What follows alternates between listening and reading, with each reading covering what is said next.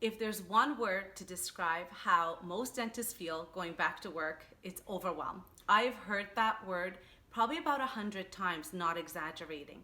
I've said it myself and I've heard the people around me say it.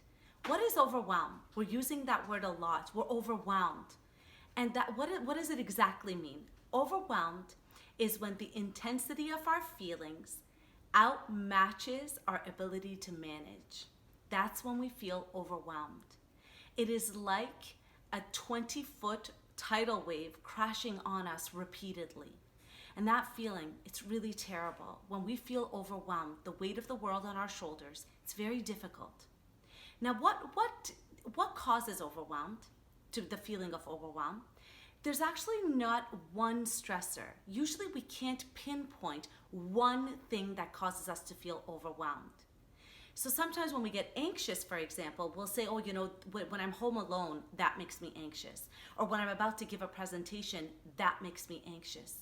But the word overwhelm encompasses a whole bunch of stressors that are all coming together. So often when you feel overwhelmed, you can't say, oh, it's this one thing. Oh, it's just me managing my staff that makes me feel overwhelmed. No, it's usually a multiple things that we can't pinpoint. So, what are the signs of overwhelm? Fatigue, agitation, withdrawal, not wanting to be engaged in conversation, racing mind, disproportionate reaction to insignificant things that happen in our lives. So have you ever noticed that sometimes a small thing might happen and we blow up? And that's one of the signs. When we're overwhelmed, we tend to have a very negative idea about what's happening around us. And we can easily have such a strong reaction to something that doesn't warrant it. So those are some of the signs of feeling overwhelmed. Now, left unchecked, overwhelm over time can really create a negative feeling of the world around us, a negative perception of how things are, withdrawal from those that love us and can support us. So it's really important that when you're feeling overwhelmed, A, you're not alone, and B, there's things you can do. So what are those things that you can do? So there's a few solutions I'm going to give you. Solution number one, delegate.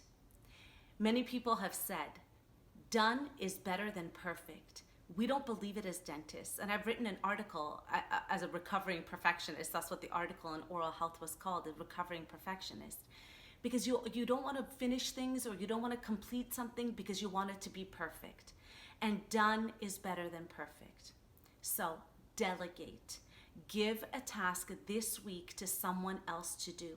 Oftentimes we have people around us that can support us, but we're so control freakish and we're so tied to doing things ourselves that we won't let them go. So my number one tip is delegate. Please give it to someone else to do. Tell them what your expectations are and let it go. And once it gets done, you'll feel a little better. Number two, set boundaries.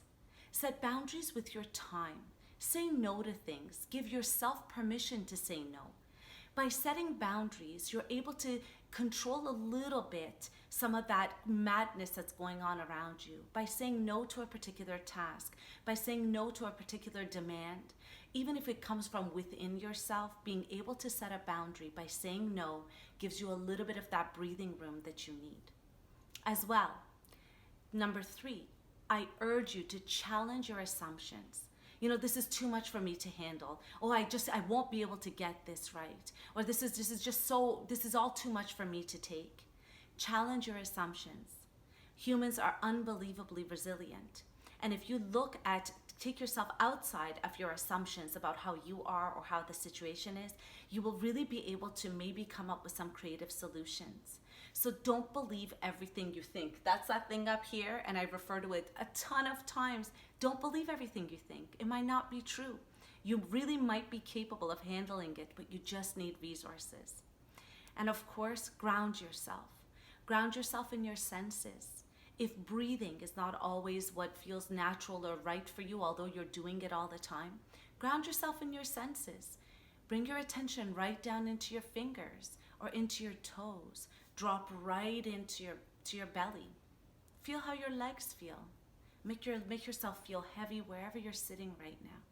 And just being able to ground yourself might give you the tiny bit of space that you need for the brain to stop racing and to be able to ground yourself from that feeling of overwhelm. So if that's been your word of the past few weeks, it's been mine as well. And so let's know that we're not alone.